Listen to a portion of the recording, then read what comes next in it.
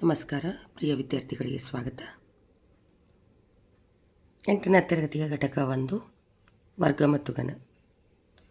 1ರಿಂದ 25ರವರೆಗಿನ ಸಂಖ್ಯೆಗಳ ವರ್ಗಗಳನ್ನು ನಾನಿಲ್ಲಿ ಬರೆದಿದ್ದೀನಿ.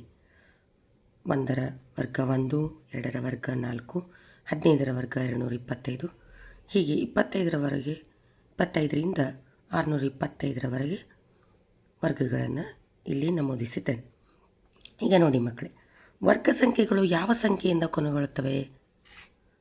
ನಾವು ನೋಡೋದಾದರೆ ಮೊದಲಿನಿಂದ 1, 4, 9, 16, 25, 36, 49 ಹೀಗೆ ನೋಡ್ತಾ ಹೋದಂಗೆಲ್ಲ ಆ ಸಂಖ್ಯೆಗಳ ವರ್ಗ ಸಂಖ್ಯೆಗಳ ಬಿಡಿ ಸ್ಥಾನದಲ್ಲಿ 1, 4, 9, 6, 5 ಮತ್ತೆ 6 ಬಂದಿದೆ. ಇದಾಗಲೇ ಬರೆದಿದ್ದೀನಿ, ಬಿಟ್ಬಿಡೋಣ. 9 ಬರೀತೇನೆ, 4 ಬರೆದಿದ್ದೇನೆ, 1 ಬರೆದಿದ್ದೇನೆ, 0 ಹೀಗೆ ಮತ್ತೆ 1, 4, 9, 6, 5 ಬರ್ತಾ ಹೋಗ್ತವೆ. ಕ್ರಮವಾಗಿ ಬರೆಯೋದಾದರೆ 0, 1, 4, 5, 6, 9 ಅಂದರೆ ಎಲ್ಲ ವರ್ಗ ಸಂಖ್ಯೆಗಳು ಹೆಚ್ಚಾಗಿ ಯಾವ ಅಂಕೆಯಿಂದ ಕೊನೆಗೊಳ್ಳುತ್ತವೆ ಅಂದರೆ 0, 1, 4, 5, 6, 9. ಯಾವ ಅಂಕೆಗಳಿಂದ ಕೊನೆಗೊಳ್ಳಲ್ಲ?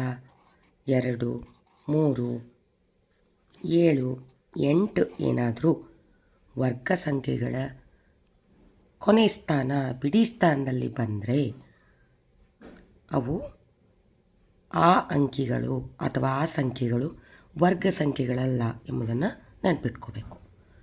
ಹಾಗೆ ಅವುಗಳ ಗುಣಲಕ್ಷಣಗಳನ್ನು ನೋಡೋದಾದರೆ, ಒಂದು ಅಂಕಿ ಅಥವಾ ಒಂದು ಸಂಖ್ಯೆ 1 ಮತ್ತು 9ರಿಂದ ಕೊನೆಗೊಂಡ್ರೆ, ಉದಾಹರಣೆಗೆ 1 ಮತ್ತು 9, ಹಾಗೆಯೇ 11, 19.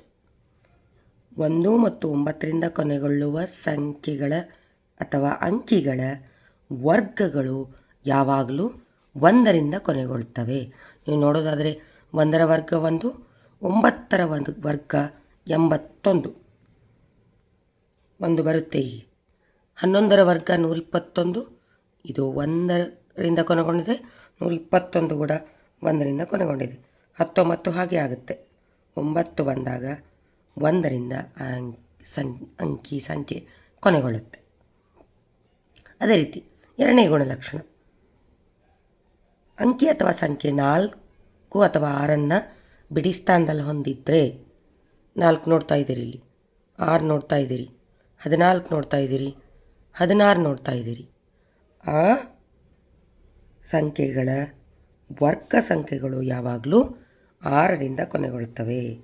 6, 16, 4, 6, 6, 256ರಲ್ಲಿ. ಜೊತೆಗೆ ಕೊನೆಯದಾಗಿ ಹೇಳೋದಾದರೆ, ಒಂದು ಸಂಖ್ಯೆಯಲ್ಲಿ 1 0 ಬಂದಿದ್ದರೆ ಅದರ ವರ್ಗಗಳಲ್ಲಿ ಯಾವಾಗಲೂ ಅದರ ದ್ವಿಗುಣಗೊಂಡ ಸೊನ್ನೆಗಳು ಕಂಡುಬರ್ತವೆ. ಒಂದಿದೆ ಸಂಖ್ಯೆಯಲ್ಲಿ 2 ಸೊನ್ನೆಗಳು, 1 0, 2 ಸೊನ್ನೆಗಳು ಅದರ ದ್ವಿಗುಣದಲ್ಲಿ ಬರ್ತವೆ. ಈಗ 200ರ ವರ್ಗ ಮಾಡೋದಾದರೆ 40,000 ಅದರ ವರ್ಗ ಆಗುತ್ತೆ. ಹಾಗಾಗಿ 2 ಸೊನ್ನೆಗಳು ಬಂದವು, ಇಲ್ಲಿ 4 ಸೊನ್ನೆಗಳು, ಅಂದರೆ ಸಂಖ್ಯೆ 2 ಸೊನ್ನೆಯನ್ನು ಹೊಂದಿದ್ದರೆ ಅದರ ವರ್ಗ 4 ಸೊನ್ನೆಗಳನ್ನು ಹೊಂದಿರುತ್ತೆ. ಧನ್ಯವಾದಗಳು.